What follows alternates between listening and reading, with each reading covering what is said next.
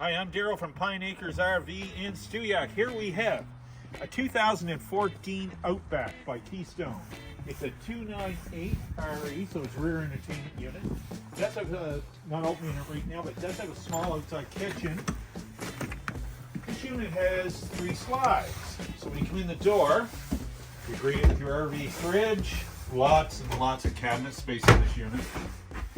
And have a look at your living room. So you've got a large dinette, couch there, 2 lazy boy chairs, hidden TV, lots of lights in this unit, a bright unit with the big back window in it. And as you go back up this way,